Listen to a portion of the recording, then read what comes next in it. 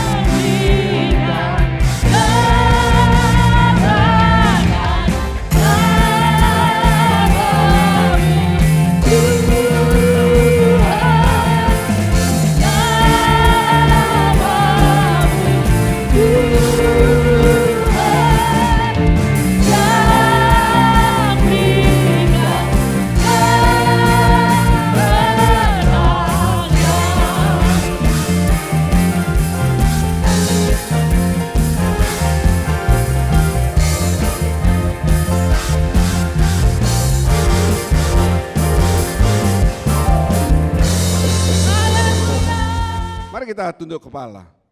Terima kasih Bapa. Kami minta ampun kalau dalam pujian kami tidak memberikan yang terbaik. Sebab Engkau Allah yang suka dipuji dan ditinggikan. Berkali-kali firman-Mu mengatakan Engkau suka dipuji dan ditinggikan. Terima kasih Bapa, biarlah makin minggu kami bukan makin merosot. Dengar firman pertumbuhan rohani, tetapi rohani kami secara tidak kami sadari makin merosot melalui tindakan dan perbuatan kami. Terima kasih, sebentar kami akan dengarkan sebagian firman. Segala bentuk kuasa kegelapan yang masih ingin mengganggu, mengambil benih firman itu, kami katakan bersama dengan iman. Dalam nama Tuhan Yesus, pergi dari hati kami. Ruangan ini ada roh Tuhan yang menguasai sepenuhnya. Dan Bapa, urapi hamba-Mu yang kebanyakan kebenaran firman, dia menjadi berkat untuk umat Tuhan di tempat ini. Segala puji syukur kami naikkan dalam nama Tuhan Yesus. Semua mengasihi Tuhan, mari dengan amin. Terima kasih, silakan duduk. Shalom. Shalom. Jika sudah dalam keadaan tubuh yang sehat karena Bapa senantiasa memelihara, mari serukan haleluya dengan suara yang yakin. 2, 3, haleluya. Sekaligus selamat menyaksikan yang melihat melalui YouTube. Saudara ketik GKJ Family dan tekan subscribe. Juga yang melihat melalui televisi First Media, Tuhan Yesus memberkati. Tahun lalu, saya lupa bulan berapa, saya mengatakan kepada Ibu Vivi, coba Ibu ini dimasukkan sebagai anggota tim pendoa intercessor di gereja. Dan dia bergabung. Kemudian beberapa bulan yang lalu saya berbicara dalam omong-omong informal lah ya. Saya baru tahu bahwa orang ini sangat-sangat low profile. Saya sudah tahu dia low profile, tapi ini sangat-sangat. Ternyata beliau ini sudah beberapa kali berkhotbah dan sudah keluar di YouTube. Ya, jadi kalau nanti sudah pulang mau cek di YouTube bisa. Ada beberapa kali keluar di YouTube khotbahnya dan saya sudah dengarkan. Bagus, luar biasa. Kita perlu ada makanan yang lain. Jangan hanya saya terus. Mari saya persilakan Bapak Budi Astiandoko SEMSI, waktu dan tempat saya berikan. Haleluya. Jadi saudara bisa tekan YouTube, ketik Budi Astiandoko. Nanti akan keluar beberapa rekaman khotbahnya. Salam Bapak Ibu semua. Saya jadi minder kalau disebut gitu. Bagaimana kabarnya Bapak Ibu? Luar biasa, sehat kita, luar biasa. Sina Tuhan, perkenalkan nama saya Budi Astiandoko. Saya baru bergabung 1,5 tahun. Kami berasal dari Semarang, seperti yang disebut Pak John ya, pembicara dari Semarang. Karena saya juga udah ngomong sama Pak John, jangan disebut Pak John, saya malu. Ya, kami dari Semarang. Dan karena tugas kami, saya tugas di kantor pajak, saya sering berpindah-pindah. Dari tahun 91 tuh saya udah pindah mungkin 7 kota ya, 7 kali, dan sebagian besar di Pulau Jawa. Baru tahun 2021 saya pindah keluar Jawa ke Bali. Jina Tuhan, saya mau cerita sebentar bagaimana saya mulai melayani Tuhan. Sebetulnya saya mengenal Tuhan bukan dari lahir. Waktu saya kecil sampai kelas 6 SD saya belum kenal Tuhan. Saya masih sholat, saya masih puasa. Tapi Jina Tuhan punya cara. Dulu saya waktu SD itu saya nakal Bapak Ibu. Saya jago berantem ya. Jadi karena bapak saya tuh cari desa, di kelurahan saya di Semarang tuh ada 4 SD negeri dan 1 SD swasta. Nah, saya kelas 3 saya di SD Bongsari 2, di situ saya berantem sama bapak, dipindah ke Bongsari 3. Belum sampai seminggu saya udah berantem lagi. Saya dikeroyok sama teman-teman situ kan. Saya dipindahin ke Bung Sari 1. Nah, setelah itu udah kelas 4 SD berantem lagi di situ. Akhirnya Bapak jengkel kan, ya udah kamu pindah aja ke SD swasta. Waktu itu saya kaget, loh kok ke situ? Ya. Karena apa? SD swasta di tempat saya itu di Semarang, kalau Bapak Ibu tahu, kalau mampir ke Semarang ada kelenteng yang namanya Sampokong. SD saya itu di samping itu ada namanya SD Salomo. Jadi setiap hari itu dulu waktu saya di SD negeri, saya tuh kalau lewat depan SD Salomo, saya pasti ngeledek-ngeledekin anak-anak Salomo itu. Wong Kristen, mongko yen mati disalib, nah, ya kan? Kita ngeledek-ngeledekin gitu. Tapi giliran saya masuk ke situ, saya menemukan suatu hal yang lain, ya kan? Awal-awal saya nggak tahu, pokoknya saya ngikutin pelajaran, memang pelajaran juga lebih bagus gitu. Saya tertantang, jadi saya suka tantangan dari dulu. Dan ya tertantang dan memang prestasi saya lebih bagus di situ. Saya ketemu guru kelas saya tuh seorang yang memang udah siap menjadi pendeta. Jadi namanya Pak Paulus. Dia mengajarkan dasar-dasar kekristenan. Dia cuma cerita sederhana aja. Seperti kalau orang Kristen itu yang utama tuh menjadikan Tuhan tuh nomor 1. Jadi saya tema ini udah seperti yang saya dengar yang dari dulu, dari waktu saya kecil gitu, diajarin jadi orang Kristen tuh jadikan Tuhan nomor 1. Jadi kita tuh di belakangnya Tuhan, jangan kita di depannya Tuhan gitu. Dan itu juga saya mulai praktekkan dalam hidup saya, dan satu hal yang membuat saya begitu mencintai Tuhan karena saya suatu hari itu saya menjelang ujian olahraga praktek itu, hari Minggu saya latihan, Bapak Ibu, latihan di sekolahan, latihan lompat tinggi, lompat jauh gitu kan. Sedangkan teman-teman pada kebaktian, saya capek, saya berteduh di samping gereja sama teman-teman, udah masuk aja daripada di luar. Di saat saya masuk, saya dengar puji-pujian. Kok enak ya, kok hati itu terasanya nyaman gitu, nah, teduh banget gitu. Setelah itu saya mungkin panggilan Tuhan kelas 1 saya pelajari dulu Injil itu seperti apa. Jadi nggak saya langsung masuk saya percaya, tapi saya bongkar dulu gitu seperti apa. Dan puji Tuhan saya menemukan, saya ketemu sosok Tuhan yang begitu mengasihi kita. Dan itu yang menjadi kekuatan saya dalam perjalanan hidup saya. Kadang-kadang kita naik turun, kadang-kadang kita juga dalam posisi yang susah, ya kan. Tapi Tuhan yang menjadi penguatan hidup saya, ya. Bapak Ibu sekalian, itu perkenalan saya. Mungkin nanti bisa kita perdalam lagi waktu pembahasan tema khotbah pagi hari ini. Mari Bapak Ibu kita mulai pembacaan firman Tuhan. Kita baca dari Matius 19 ayat 16 sampai 26. Judul temanya adalah orang muda yang kaya.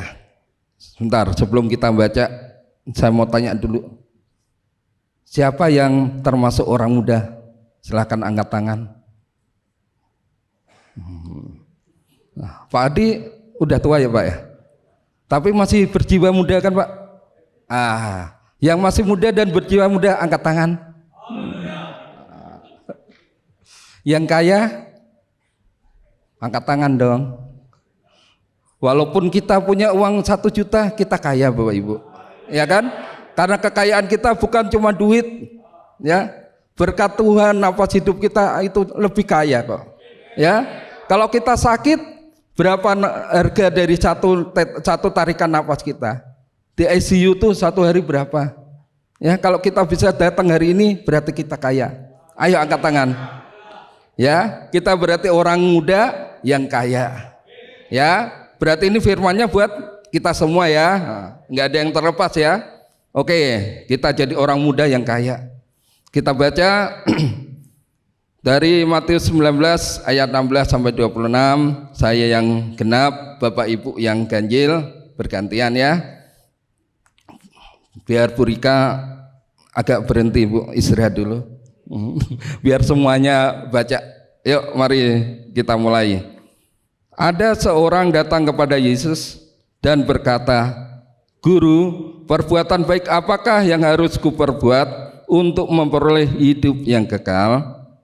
Jawab Yesus, "Apakah sebabnya engkau bertanya kepadaku tentang apa yang baik? Hanya satu yang baik. Tetapi jikalau engkau ingin masuk ke dalam hidup, turutilah segala perintah Allah." Kata orang itu kepadanya, "Perintah yang mana?" Kata Yesus, "Jangan membunuh, jangan berzinah, jangan mencuri, jangan mengucapkan saksi dusta. Hormatilah ayahmu dan ibumu, dan kasihilah sesamamu manusia seperti dirimu sendiri." Kata orang muda itu kepadanya, "Semuanya itu telah kuturuti, apalagi yang masih kurang?" Kata Yesus kepadanya, "Jikalau engkau hendak sempurna, pergilah, jualah segala milikmu, dan berikanlah itu kepada orang-orang miskin. Maka engkau akan beroleh harta di surga. Kemudian datanglah kemari, dan ikutlah aku." Ketika orang muda itu mendengar perkataan itu, pergilah ia dengan sedih, sebab banyak hartanya. Yesus berkata kepada murid-muridnya, "Aku berkata kepadamu, sesungguhnya sukar sekali bagi seorang kaya untuk masuk ke dalam kerajaan surga." Sekali lagi aku berkata kepadamu, lebih mudah seorang unta masuk melalui lubang jarum daripada seorang kaya masuk ke dalam kerajaan Allah. Ketika murid-murid mendengar itu, sangat gemparlah mereka dan berkata, "Jika demikian, siapakah yang dapat diselamatkan?" Yesus memandang mereka dan berkata, "Bagi manusia hal ini tidak mungkin, tetapi bagi Allah segala sesuatu mungkin." Amin. Jina Tuhan, Bapak Ibu, kita jadi orang muda yang kaya, ya. Ternyata orang yang kaya itu bukan suatu orang yang menemukan akhir dari kebahagiaan, ya. Jadi orang kaya itu belum tentu dia bisa memenuhi kebahagiaannya. Masih ada sesuatu yang kurang. Buktinya apa? Buktinya di perikop tadi. Dia orang muda, udah muda kaya, ya. Tapi apakah dia memenuhi semua keinginan, apa kebahagiaan dia? Ternyata enggak. Dia masih membutuhkan sesuatu. Buktinya apa? Kalau dia udah merasa bahagia, udah merasa dia udah finish di tempat itu, dia enggak tanya pada Tuhan Yesus. Ya. Dia akan merasa, aku kaya, aku bahagia, dan aku pasti masuk surga. Tapi dia merasa ada sesuatu yang kurang dalam hidupnya. Ya, dia bertanya pada Tuhan Yesus, aku nih udah kaya, ya kan? Kalau aku bisa memperoleh hidup kekal itu caranya seperti apa? Kalau Tuhan Yesus ngomong, ya udah, kamu udah kaya, berarti kamu dapat hidup kekal. Finish. Pembacaan kita berhenti di sini. Tapi ternyata Tuhan ngomong, kekayaan itu bukan suatu jalan untuk memperoleh hidup yang kekal. Ya. Tuhan menyampaikan beberapa syarat. Yang pertama apa? Turutilah segala perintah Allah. Jadi kita semua tadi udah ngaku kan, kita muda dan kaya ya. Berarti firman ini buat kita semua. Yang pertama apa? Turuti semua perintah Allah. Ya, kita coba cek dulu. Jangan membunuh. Kita nggak pernah membunuh ya pasti ya. Kecuali bunuh ayam. Ya, bunuh nyamuk. Ya. Jangan berzina. Jangan mencuri. Kita nggak pernah mencuri. Paling-paling kalau kerja mencuri waktu. Jadwalnya jam 7:30, datang jam 8. Ya, harusnya pulang jam 5, 4:30 udah pulang. Istirahat harusnya jam 12 sampai jam 1, pulang istirahat 1:30. Ya, ini banyak berlaku. Dan saya juga kadang-kadang nyuri. Tapi kalau di tempat saya nyurinya tuh harus diganti. Jadi kalau kami di Kementerian Keuangan tuh kalau berangkat 7:30 boleh pulang jam 5. Tapi kalau datangnya jam 8 pulangnya jam 5. 8:30 pulangnya harus 5:30. Kalau kita telat berkurang kita 1 menit, kita udah dipotong hampir 15%. Kalau kita masuk setengah hari, kita tuh dipotong hampir 50% dari gaji kita. Kalau kita nggak masuk, kita nggak dapat gaji hari itu. Ya, jadi fair. Kalau kita lembur, kita juga dapat jatah lembur. Jadi saya suka gitu. Nah, kalau 7:30 saya baru bangun, biasanya saya buru-buru, ya udah agak telat nggak apa-apa, nanti sampai kantor jam 8, tapi pulangnya saya nanti jam 6, 6:30 gitu, saya ganti gitu. Jadi nyurinya kita ganti. Jadi itu Bapak Ibu, jangan mencuri, jangan mengucapkan saksi dusta, tapi berbohong sering ya Bapak Ibu ya. Ya, hormatilah Bapak ayah ibumu dan kasihlah sesamamu manusia seperti dirimu sendiri. Ini perintah Tuhan, perintah yang harus kita turutin untuk kita memiliki hidup yang kekal. Setuju Bapak Ibu? Ya, kita berusaha. Emang susah Bapak Ibu, tapi tidak ada yang susah, tidak ada yang nggak mungkin di hadapan Tuhan. Ya, kita punya Roh Kudus kok. Kita manusia mungkin lemah kok. Ya, bohong. Ya, kita kadang-kadang diingetin sama Tuhan. Jangan bohong dong. Ya kan? Kita mau mencuri juga hati kecil kita biasanya ngomong nggak enak kalau kita mencuri. Ya. Jadi Tuhan ngomong turutilah perintah. Tapi ternyata itu juga nggak berhenti di situ Bapak Ibu. Tuhan memberi satu syarat yang sangat-sangat sulit, sangat-sangat sukar, dan sangat-sangat berat. Ada di ayat 21.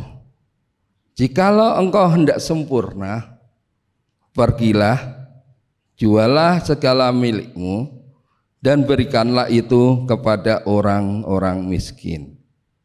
Ya, saya tanya dulu ke Pak Po, ya senior kita.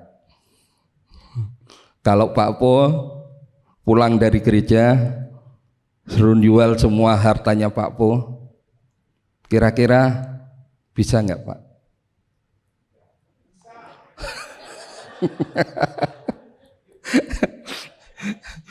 Kalau seluruh ruangan ini bisa, saya mau jadi bendaharanya. Kelihatannya kita bisa bangun satu gereja lagi gitu. Ya, kalau semua mau menyerahkan hartanya pagi hari ini, pasti kita bisa bangun gereja sebelah. Nah, ya. Haleluya Pak Pendi ya. Tapi saya renungkan ayat ini, ayat 21. Dan ternyata saya nggak cuma merenungkan Bapak Ibu. Kebetulan di Kementerian Keuangan saya jadi pengurus Okumene. Dan puji Tuhan kemarin hari Jumat saya ditunjuk jadi ketua Okumene Bali. Jadi saya membawain teman-teman dari Bea Cukai, pajak, perben, anggaran, dan suatu tugas yang berat. Mohon doanya Bapak Ibu.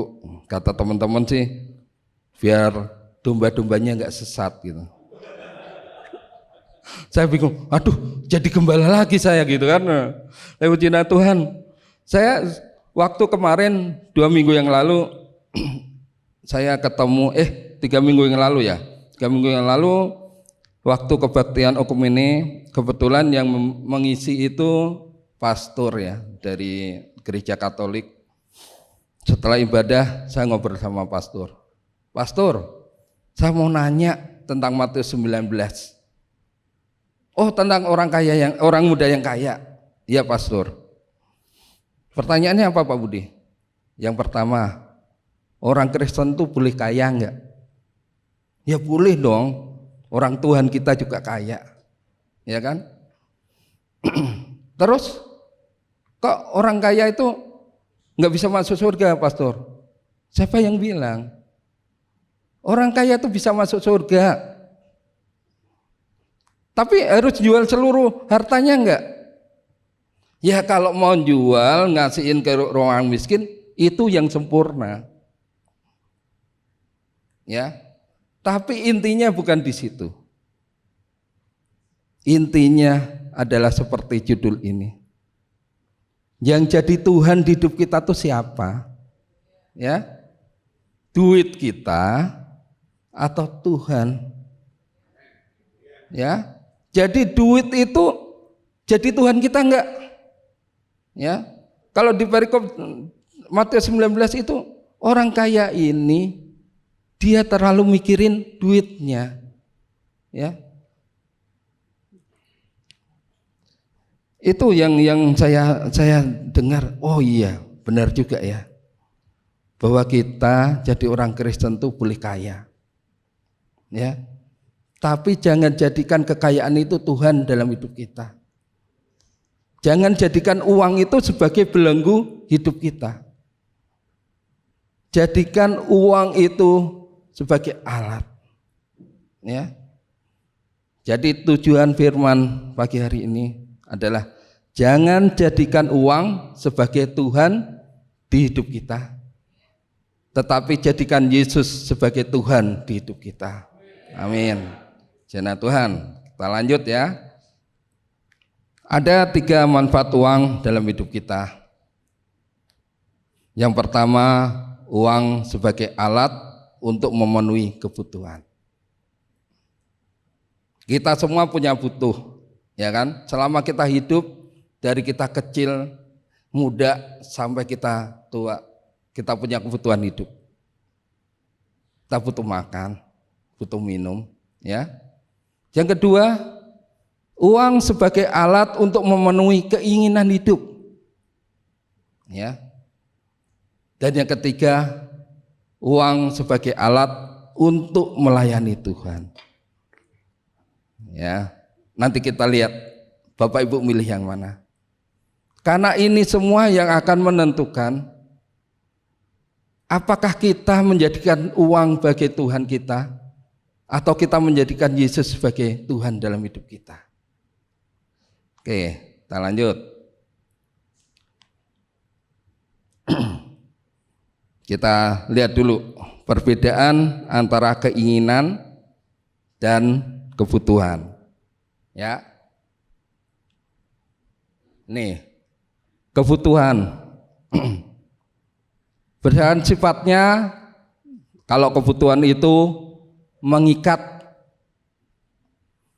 sangat penting dan objektif. Jadi kita butuh makan Bapak Ibu, kalau nggak makan kita lapar, ya kan? Jadi kita terikat, harus makan kok, ya.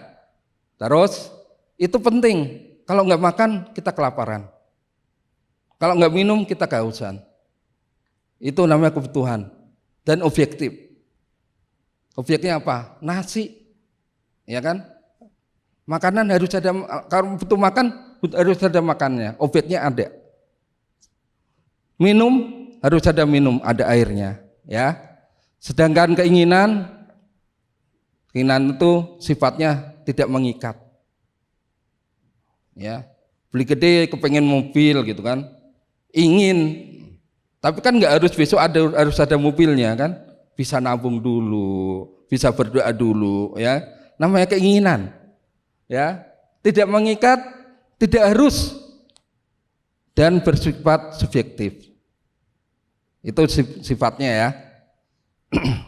Yang kedua, bedanya antara keinginan dan kebutuhan, dampak yang diperoleh. Kalau kita memenuhi kebutuhan, kita mendapatkan manfaatnya. Benar gak? Kalau kita butuh makan, kita dapat makanan, dampaknya apa? Kenyang. Ya kan? Kita butuh minuman, kita dapat air, dampaknya apa? Seger. Ya kan? Sedangkan kalau keinginan, dampaknya kalau kita memenuhi keinginan, mendapatkan kepuasan. Kita kepengen mobil, ingin mobil. Giliran dapat mobil, dapatnya apa? Oh, puas punya mobil, senang sementara. Ya, dapat mobil baru, waduh senang nih, mobil Innova baru gitu kan. Setiap hari dilap, dicuci gitu, disayang-sayang.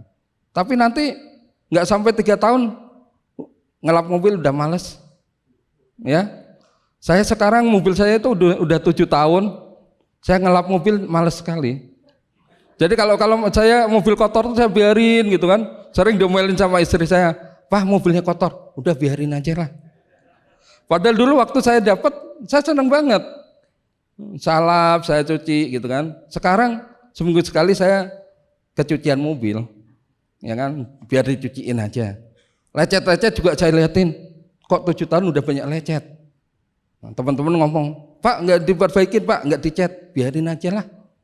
Yang penting bisa jalan," ya kan? Terus yang ketiga, tolak ukurnya, kalau kebutuhan itu sangat bergantung dengan fungsinya. Ya, jadi kita butuh makan, ya kita butuhkan apa? Sepiring nasi. Mungkin kalau Pak Anton sepiring plus 1 ya. Atau plus setengah kalau lagi lapar gitu ya. Nah, terus kalau keinginan tolak ukurnya tergantung dengan selera. Udah punya motor, motornya masih manual, keinginan apa? Ganti dong yang matic, biar dilihat tetangga agak wah dikit, wah motornya matic sekarang gitu kan, udah nggak manual lagi. Nah, ini bedanya Bapak Ibu. Dan ini yang akan menentukan bagaimana kita bersikap terhadap uang kita.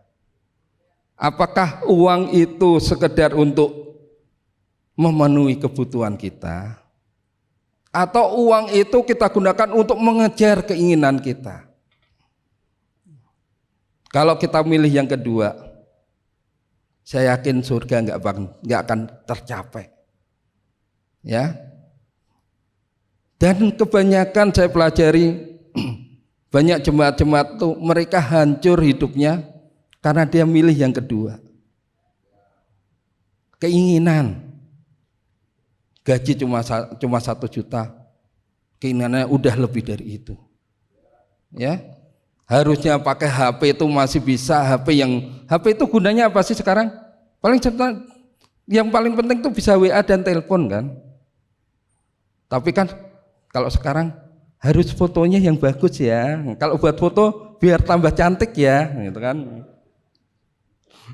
Ya, kamera yang bisa foto dengan cantik pasti dicari oleh ibu-ibu. Ya, cari.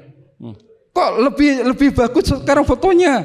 Sekarang tambah cantik atau sekarang rajin perawatan? Oh bukan, HP-nya baru.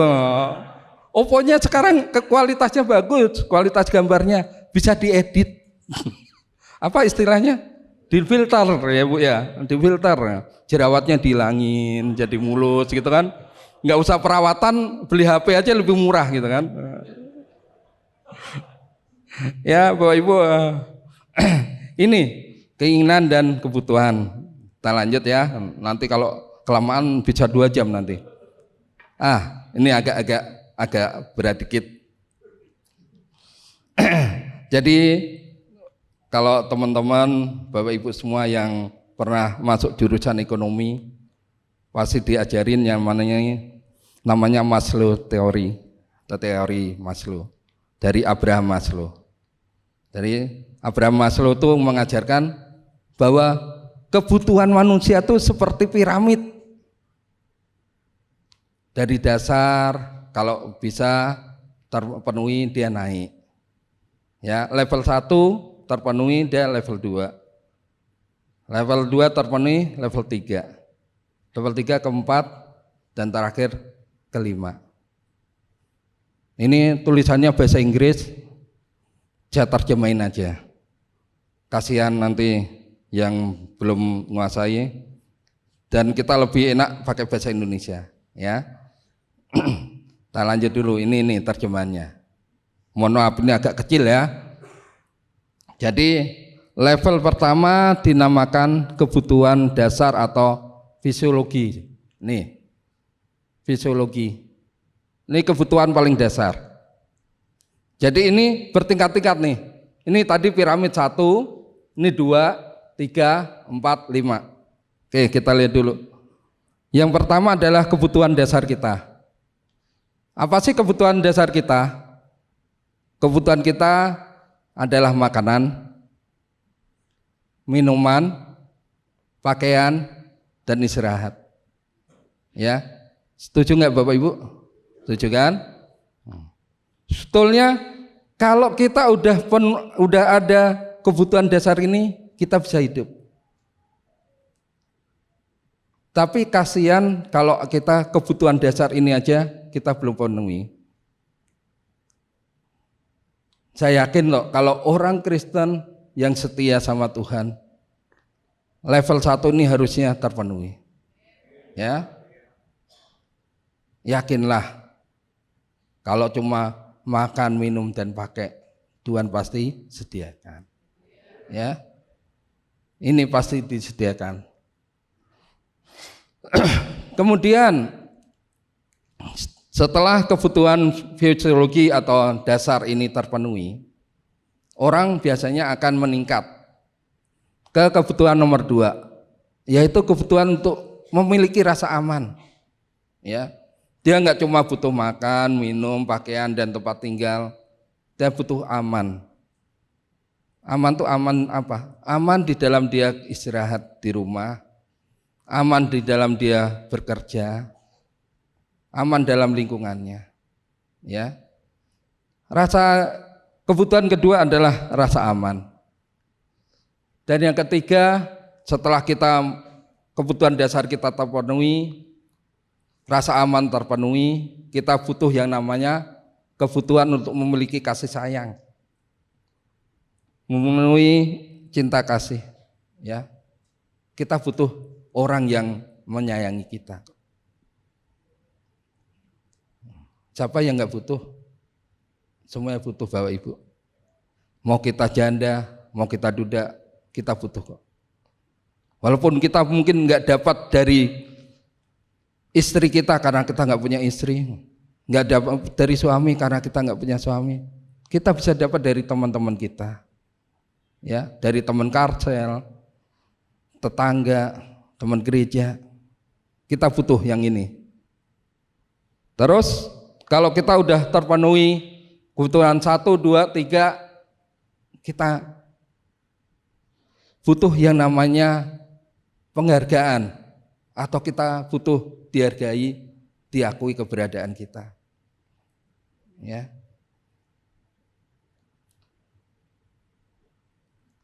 Kita butuh namanya pengakuan, penghargaan, apresiasi, kehormatan.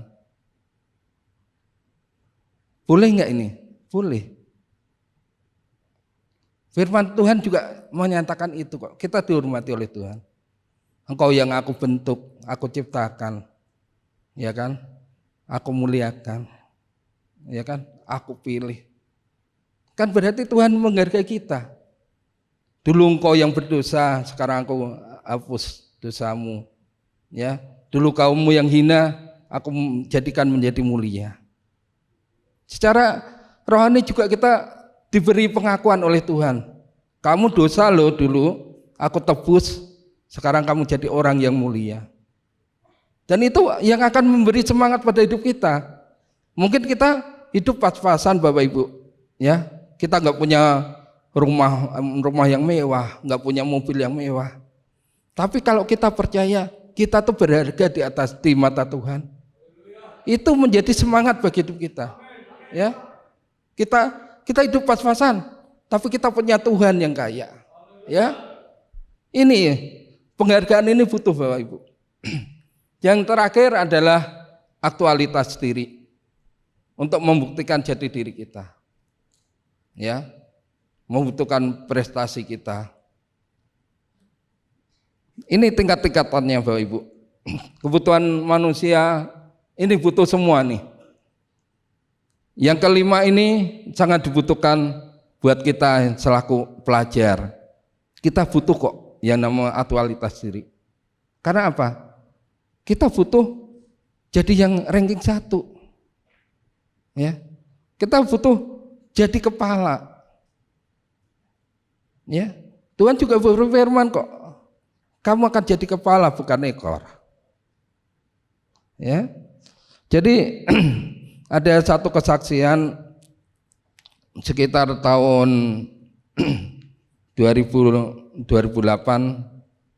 saya dan keluarga itu pindah dari Jakarta ke Surabaya.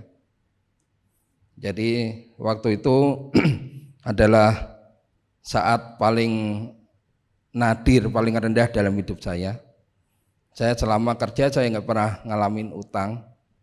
Tapi tahun 2002 saya diajak teman saya untuk mendirikan suatu perusahaan Bapak Ibu.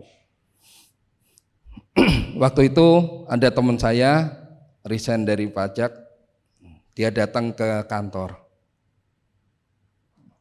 Saya pikir dia resign itu jadi pengusaha, tapi benar dia jadi pengusaha. Datang ke kantor, dia bawa sarung sama peci. Loh, kamu ngapain sekarang? Saya jualan peci sama sarung. Loh kok nawarinnya ke aku? Kan aku nggak sholat.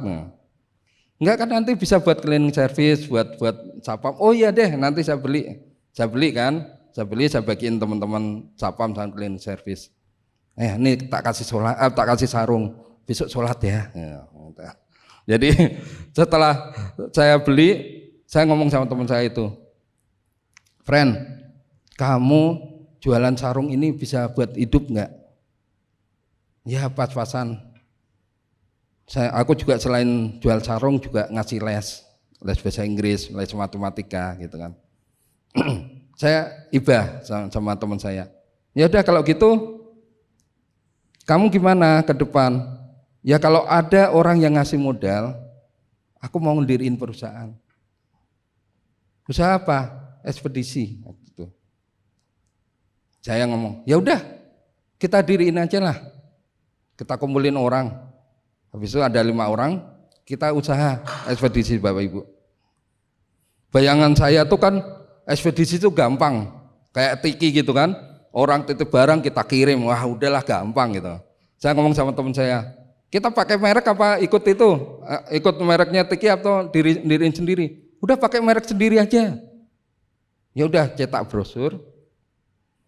Kita coba Bapak Ibu. Saya mulai dari bulan Januari. Modal saya 150 juta. Saya ngomong, udah ini modal kita semua, dibagi aja, ini uang saya.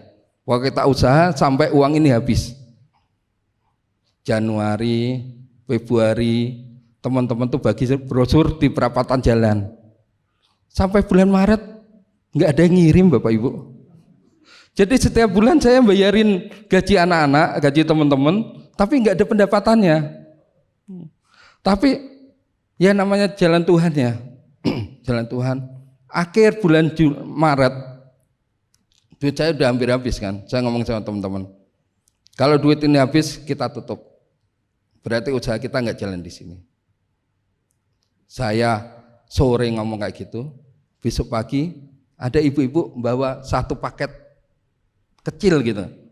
Pak bisa ngirim nggak paket ini ke Malang? Harganya berapa pengirimannya? 28.000 Bapak Ibu. Jadi kalau secara akuntansi itu pendapatannya 28.000, biayanya 90 juta.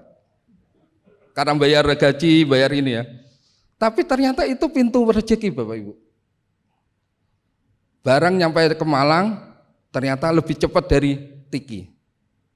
Wah, orang yang nerima barang senang. Pak, ini perusahaan FCDJ baru ya? Bisa nggak ngirim dari Malang ke Jakarta? Oh iya Pak, kita coba.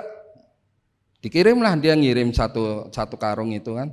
Satu karung ternyata konveksi, baju kain gitu kan.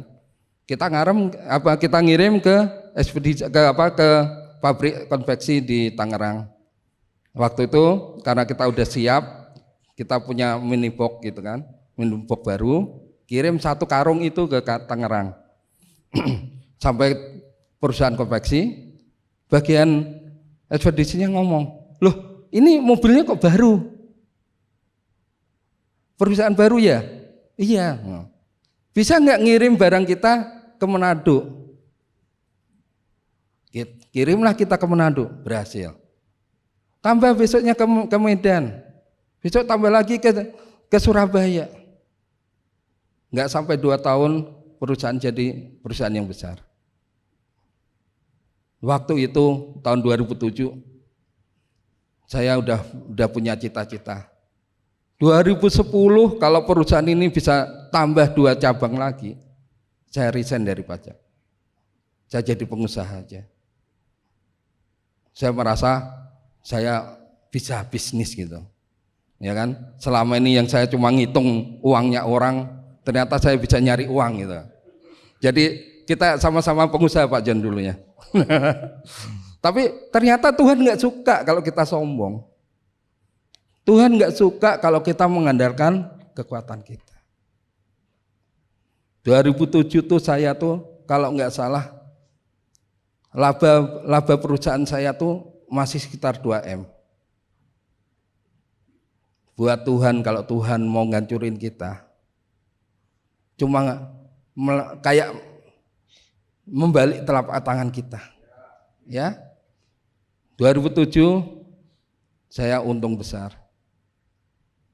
Ternyata 2008 saya pindah mutasi ke Surabaya. Saya tinggallah perusahaan itu. Saya titipin teman-teman saya. Udahlah kalian urusin lah. Aku sebulan sekali ke sini. Ternyata kita nggak bisa namanya percaya dengan orang. Percaya walaupun itu orang yang dulu saya bantu dari awal, dari mereka pengangguran, saya jadiin direktur. Nggak sampai 6 bulan Bapak Ibu, perusahaan saya hancur.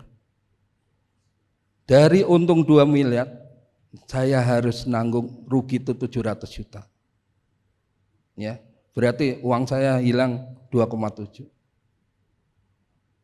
Perusahaan hancur, saya pindah ke Surabaya, masih ditipu orang lagi. Ya. Tapi pujilah Tuhan, itu semua yang membuat kami diproses oleh Tuhan. 2007 karena kami punya utang, akhirnya ngalami yang namanya dikejar debt collector. Bapak Ibu pernah belum? Kalau belum berarti kalah sama saya. Datang ke rumah Bapak Ibu, istri saya sampai harus berbohong. Ditanyain, mau ketemu siapa Pak? Mau ketemu Putri. Oh Putrinya nggak ada, padahal istri saya yang ditanya. Ya, karena kita takut ya, karena kita dikejar-kejar utang. Nggak pernah utang, ternyata harus utang.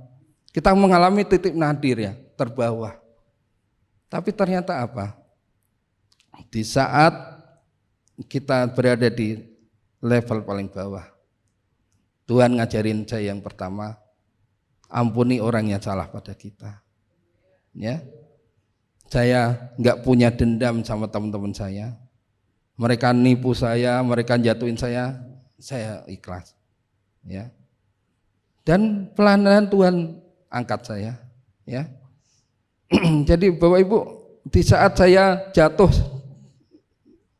saat itulah ternyata saya berubah Bapak Ibu. Sebelumnya saya adalah orang Kristen biasa.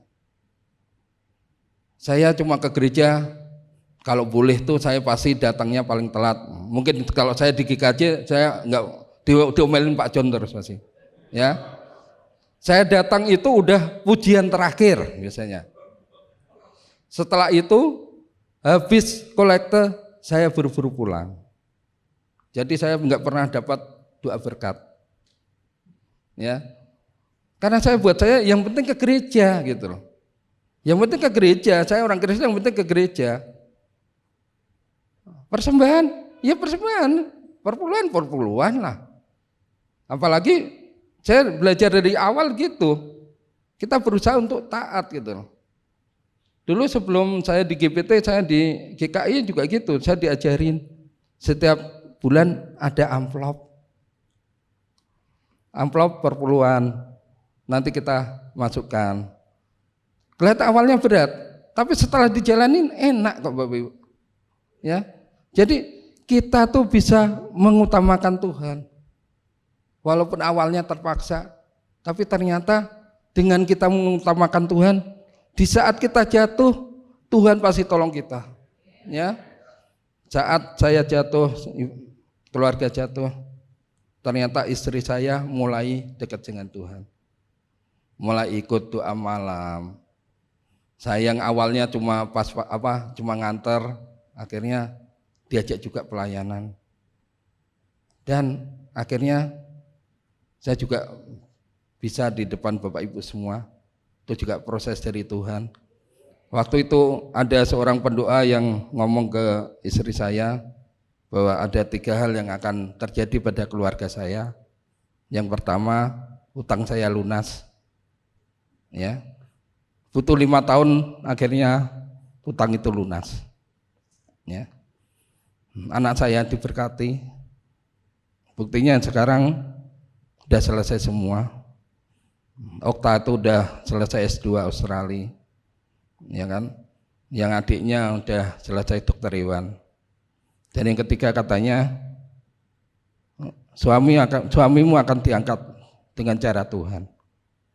Waktu saya nggak tahu diangkat dengan cara Tuhan seperti apa. Ya seperti yang disampaikan Pak John ya, saya termasuk orang sederhana. Saya nggak pernah kepengen kelihatan, wah mungkin Bapak Ibu kalau pertama kenal saya, pikir paling orang biasa, orang bodoh gitu kan. Jarang orang-orang ngakui saya pintar juga jarang gitu. Tapi kalau saya ngomongnya, saya nggak perlu pintar, saya perlu bejo aja. Karena orang bejo tuh lebih enak dari orang pintar, ya kan? Dan saya juga nggak menyangka kalau saya bisa sampai posisi seperti ini ya. Di kantor saya dipercaya, secara kedinasan juga saya termasuk top levelnya auditor Indonesia, ya kan? Terus juga dari sisi pelayanan juga teman-teman banyak percaya sama saya. Waktu Anokom ini saya sering dijadiin ketua, ya, dianggap saya sebagai tempat untuk bertanya gitu. Maka sering teman-teman tuh WA yang udah lama nggak ketemu gitu, gimana Pak Gembala? Lah gembala apa? Tapi ternyata benar yang disampaikan oleh pendoa itu, 3 cara itu, 3 nubuat itu ternyata tergenapi saat ini, ya. Tapi syaratnya cuma satu Bapak Ibu, jadikan Tuhan sebagai Allah dalam hidup kita, ya. Saya pernah menjadikan uang sebagai Tuhan dalam hidup saya, pernah menjadikan kesuksesan saya sebagai Tuhan dalam hidup saya.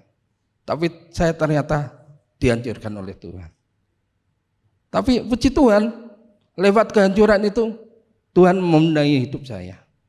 5 tahun saya diproses, ya, ditagih utang, seringkali saya harus jual beli HP yang baru saya jual buat beli beras, ya.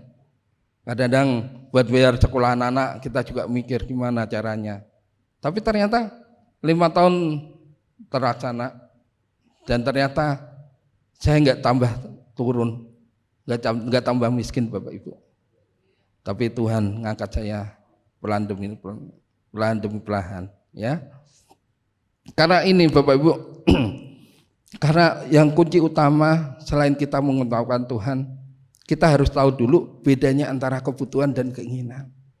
Ya, ini kebutuhannya seperti ini. Coba kita lihat keinginan.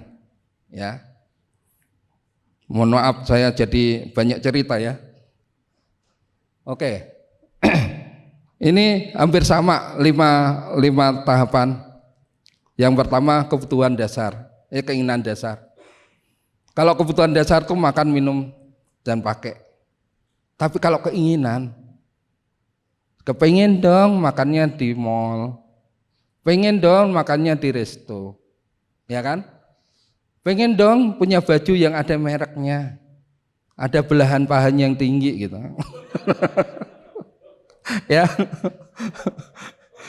pengen dong anaknya di sekolah yang favorit, sekolah yang mahal. Padahal di SD negeri aja juga bisa, tapi kepengennya yang mahal. Pengen dong punya rumah yang mewah, padahal hidup di kontrakan aja juga bisa sebetulnya. Nah, yang namanya keinginan itu akan menjadi bumerang bagi hidup kita.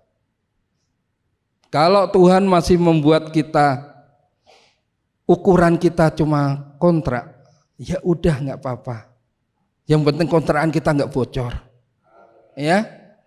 Kalau Tuhan masih ngasih ukuran kita naik motor, nggak apa-apa Bapak Ibu, karena naik mobil itu servisnya mahal, ya kan. Ntar kalau mobilnya lecet kesenggol motor, kita marah-marahin orang naik motor gitu kan.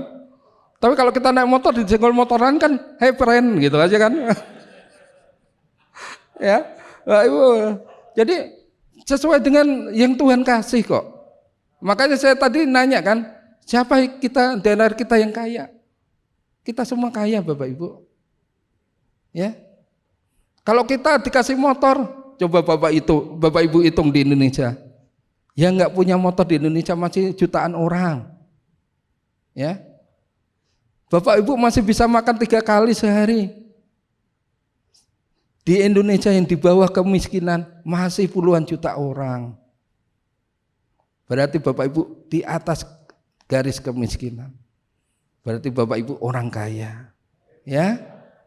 Karena ini penting Bapak Ibu, walaupun mungkin sederhana ya, tapi ini menentukan Bapak Ibu. Gaji cuma 5 juta, tapi pengeluaran kita 6 juta. Ya nggak bakalan bisa Bapak Ibu. Ya, kita hidup dalam cuma istilahnya gali lubang tutup lubang. Nggak bakalan ingat perpuluhan. Ya kan? Nanti suruh perpuluhan, aduh buat bayar utang aja belum ada.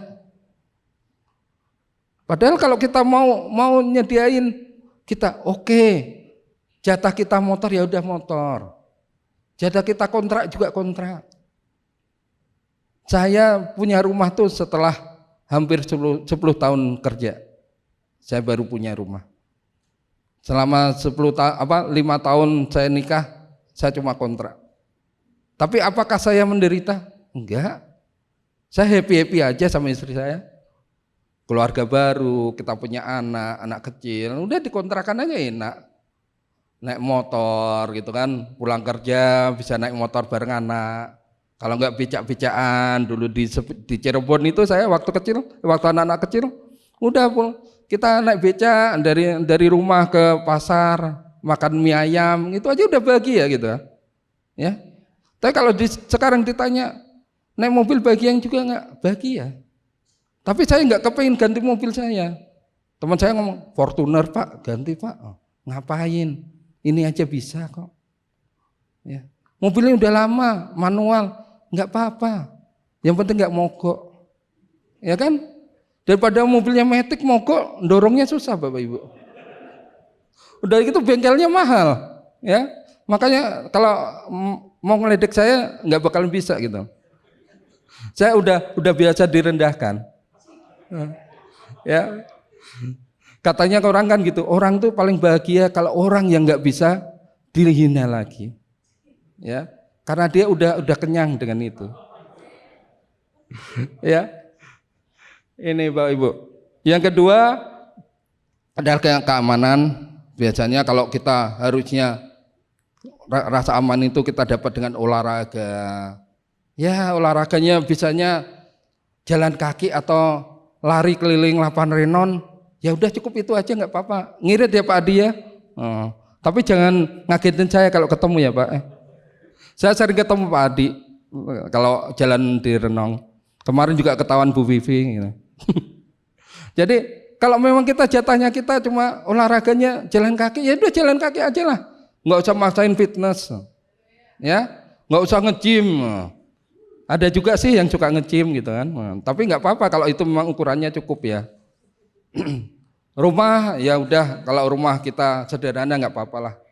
Nggak usah nyari yang klaster yang harus ada sapamnya. Ya. Dan yang penting kita jangan terikat dengan harta kita Bapak Ibu. Ya. Saya kasih bocoran. Saya punya rumah di Semarang Bapak Ibu. Saya ada juga mobil, saya tinggal di Semarang. Tapi saya nggak pernah merasa khawatir mau hilang mau apa. Saya nggak pernah mikir. Sering saya pulang Semarang tuh rumah nggak saya kunci. Berbulan-bulan saya liatin, kok nggak ada yang masuk ya. Tapi kata orang juga gitu, wah kalau di rumahnya Pak Budi itu ada orang besar. Kalau orang-orang teman-teman lain ngomongnya genderuwo gitu. Tapi kalau buat kita itu malaikat penjaga kita. Ya, jadi kita nggak pernah terikat gitu, Bapak Ibu. Jangan kita terikat, jangan terikat dengan harta kita. Kita punya harta, oke lah, kita kaya nggak apa-apa. Tapi jangan terikat dengan itu. Pergi mikir, aduh nanti kalau rumahku dirampok gimana ya? Nanti kalau motorku hilang gimana ya? Kalau motor kita hilang, besok Tuhan ganti kok. Ya, yakinlah. Saya ditipu teman saya, ditipu anak buah saya, Tuhan ganti nggak? Ganti. Karena apa? Saya nggak mau terikat dengan itu. Saya mau mengikatkan diri saya dengan Tuhan. Ya, itu yang keinginan itu. Yang kedua, keinginan untuk memiliki atau memperoleh kasih sayang. Dengan kita hidup yang normal, kita udah banyak orang yang suka sama kita. Ya, asal kita normal, kita baik sama orang, pasti orang baik sama kita, ya. Tapi kalau kita punya keinginan dikasih orang, disayangi orang, ini akan berubah, ya. Kita akan menjadi orang yang mencari perhatian, menjadi orang yang suka menonjolkan diri. Ini loh, kok pagi hari ini nggak ada yang nyapa saya udah dandan full loh nih. Nah. Make up saya udah penuh loh, udah baju saya udah paling baru loh. Kok nggak ada yang ngomong cantik ya? Ya itu kan keinginan yang membuat kita kadang-kadang melupakan kebutuhan kita. Kita ke gereja butuhnya apa? Kita punya pakaian yang sopan, ya kan? Kita ketemu Tuhan. Tapi kalau keinginan kita kepengin, aduh, aku mau tampil, aku harus dandan yang cantik. Biar orang lihat, oh masih muda, masih cantik gitu kan. Ya inilah keinginan yang terus kita pamer sosial kita punya klub-klub sosmed gitu kan, sosialita. Ini yang ketiga. Yang keempat adalah keinginan untuk mendapat penghargaan. Enggak usah dicari Bapak Ibu. Tuhan udah menghargai kita kok. Jadi orang yang berharga. Kalau kita mencari di luar, ini yang akan membuat kita hancur. Ya, kita menjadi orang yang suka pamer kekayaan, pamer jabatan, pamer kekuasaan. Ini yang teman saya juga gitu kan, senior saya jatuhnya juga gini. Ya, jadi kalau saya disindir tentang teman-teman saya juga sedih. Aduh, itu teman saya juga. Ya semua orang bisa jatuh Bapak Ibu. Ya, kadang-kadang saya tuh paling nggak enak jadi orang pajak itu. Di kitab kita juga udah disebutkan pemungut cukai. Ya, orang berdosa gitu. Tahun 2015 sebetulnya saya udah mau meninggalkan. Jadi ini sedikit cerita ya Pak John ya. Tahun 2015 tuh saya di Semarang ikut yang namanya kursus SPK Bu, yang menjadi calon pendeta. Waktu itu juga diajar oleh Om Bekti. Giliran kita udah ikut kursus itu, minggu depannya mau dilantik jadi pendeta pembantu kalau nggak salah dulu. Ya. PDTK apa gitu, lupa saya. Nah, waktu itu saya bergumul. Saya tetap jadi petugas pajak atau jadi pendeta. Saya tanya ke Pak Bekti waktu itu, Om, saya enaknya jadi apa? Ya udah Pak Budi jadi pendeta aja nggak apa-apa. Tuhan juga nanti cukupin semua. Juga pelayanan Pak Budi udah bagus kok gitu kan. Tapi waktu itu ada ada Tante Susan. Tante ngomong, nggak semua orang harus jadi pendeta kok. Daniel itu bukan pendeta, bukan nabi. Daniel itu pejabat negara. Tapi melalui Daniel juga negara bangsa Israel diselamatkan. Ya, umat Tuhan juga diberkati melalui Daniel. Saat itu saya ngomong, ya udah kalau gitu saya jadi petugas pajak aja. Karena mungkin juga di pajak butuh orang-orang yang jadi gembala gitu. Karena katanya jangan sampai tersesat semua. Kalau ada yang tersesat 1, 2 ya udahlah biarin lah. Soalnya kan nggak semua bisa lah Bapak Ibu, ya kan? Nggak semua polisi itu benar, pasti ada yang salah. Nggak semua pendeta, nggak semua orang pajak benar, pasti ada yang salah. Nggak ada guru, semua guru benar, ada yang salah juga. Nggak semua pendeta juga benar, ada yang salah juga, ya kan? Makanya buat saya apapun tugas kita lakukan buat Tuhan, ya. Oke, Bapak Ibu, ini yang penting keinginan dan kebutuhan kita tahu dulu, ya. Kita lanjut. Fungsi yang ketiga buat uang kita adalah untuk melayani Tuhan. Boleh kaya? Boleh. Di mana hartamu ada, ya, di situ hatimu berada. Ya kan? Kalau harta kita gunakan buat melayani Tuhan, berarti hati kita ada di Tuhan. Ya, pelayanan butuh dana. Gereja ini butuh listrik, butuh renovasi, ya. Pelayanan butuh dana. Yang kedua, buat perbuatan kasih butuh pengorbanan. Kita butuh ngeluarin dana, ngeluarin uang kita, ngeluarin tenaga kita, ngeluarin pikiran kita. Yang ketiga, harta kita bisa kita gunakan untuk melayani Tuhan. Boleh kaya Bapak Ibu? Boleh. Tapi ingat, di mana hartamu berada, di situ hatimu berada. Ya, jangan takut untuk melayani Tuhan. Tuhan nggak pernah berhutang pada kita. Ya, saya bisa menyampaikan gini karena saya membuktikan Bapak Ibu. Kalau saya nggak pernah membuktikan, saya nggak berani ngomong. Ya, dijewer sama Tuhan nanti. Ya. Ini Bapak Ibu, yang ketiga, gunakan ilmu kita, jabatan kita, pekerjaan kita untuk melayani Tuhan. Ya, itu Bapak Ibu, pilihan kita ada 3. Uang itu untuk kebutuhan kita, uang untuk memenuhi segala keinginan kita, atau uang itu untuk melayani Tuhan. Ya, ada berapa ayat? Yang pertama di Pengkhotbah 5, ya. Ayat 9 dan 10 kita baca bersama-sama. Yuk, 1, 2, 3. Siapa yang mencintai uang tidak akan puas dengan uang, dan siapa yang mencintai kekayaan tidak akan puas dengan penghasilannya. Ini pun sia-sia. Yang kedua, dengan bertambahnya harta, bertambah pula orang-orang yang menghabiskannya. Dan apakah keuntungan pemiliknya selain daripada melihatnya? Amin. Jadi ini Bapak Ibu, ya, jangan cinta uang, ya. Karena kalau cinta uang kita tidak akan puas dengan uang kita. Dapat 10 juta masih kepingin 20 juta, dapat 20 juta kepingin 100 juta. Jangan cinta kekayaan karena kita tidak akan puas dengan kekayaan kita. Punya mobil 1 kepingin jadi 2, ya. Punya rumah 1 kepingin jadi 2. Dengan bertambahnya harta, bertambah pula orang yang menghabiskannya, ya. Terus yang terakhir, ada satu pilihan bagi hidup kita. Kita milih menderita dengan harta kita atau kita mendapat karunia dari harta kita, ya.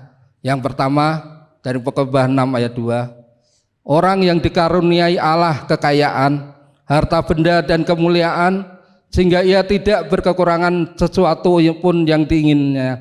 Tetapi orang itu tidak dikaruniai kuasa oleh Allah untuk menikmatinya, melainkan orang lain yang menikmatinya. Inilah kesia-siaan dan penderitaan yang pahit. Ya, jangan milih yang ini. Kita punya harta seperti apapun, kalau kita nggak bisa menikmati, percuma. Ya, pilihlah yang terakhir ini. Pengkhotbah 5 ayat 18.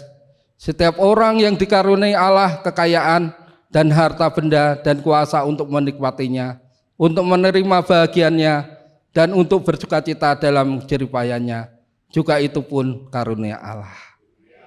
Jadi berapapun gaji kita, syukurilah. 1 juta itu karunia Tuhan, 5 juta itu karunia Tuhan, 10 juta itu karunia Tuhan. Kita bisa menikmatinya di dalam Tuhan. Jangan jadikan uang sebagai Allah, sebagai Tuhan dalam hidup kita, tapi jadikan Yesus sebagai Tuhan di hidup kita. Amin. Tuhan di hidupku, Kau berikan hidup yang baru. Darah-Mu menyucikan, pulihkan hatiku. Ku nyatakan Kaulah segalanya. Engkaulah sumber pengharapan, kuasa-Mu sanggup menyembuhkan. Jiwaku pun berserah hanya kepadamu. Yesus, Kaulah segalanya. Karena salib-Mu ku hidup, karena salib-Mu ku menang. Engkau yang berkuasa, sanggup untuk melakukan mujizat-Mu. Karena salib-Mu ku hidup, karena salib-Mu ku menang. Engkau yang berkuasa,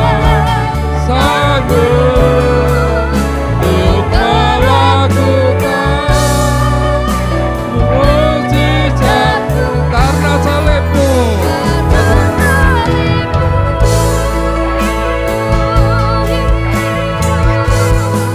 melakukan mujizat-Mu. Karena salib-Mu, Engkau yang berkuasa, sanggup untuk melakukan mujizat-Mu di Kami menengadahkan kedua tangan, mengangkat wajah, mengatakan amin untuk setiap pernyataan firman Tuhan yang kami yakini kebenarannya. Karena kami percaya pada saat ini tingkap-tingkap surga sedang terbuka. Engkau memandang kami dengan wajah kasih-Mu untuk mencurahkan berkat-berkat yang kami butuhkan dalam setiap aspek kehidupan kami. Terima kasih memberkati persembahan yang sudah diberikan. Setiap pelayan kemah suci hari ini, anugerah Tuhan ditambahkan dalam kehidupan mereka. Setiap tangan memberikan persembahan kudus, tanda ketaatan mereka terhadap perkara firman Tuhan yang paling sederhana. Percayalah janjinya yang ya dan amin akan digenapkan dalam kehidupan saudara. Dan seperti yang sudah saudara dengar melalui firman Tuhan barusan, pengalaman hidup seseorang juga ditentukan oleh ketaatannya terhadap perkara firman Tuhan. Terima kasih Bapa. Pada akhirnya saudara-saudara yang kekasih, Tuhan memberkati engkau, Tuhan melindungi engkau, Tuhan menyinari engkau dengan wajah-Nya, Tuhan memberi engkau kasih karunia, Tuhan sedang menghadapkan wajah-Nya kepadamu untuk mencurahkan damai sejahtera. Segala puji dan syukur kami naikkan dalam namanya Tuhan Yesus Kristus. Kami berdoa dan mengucap syukur. Haleluya.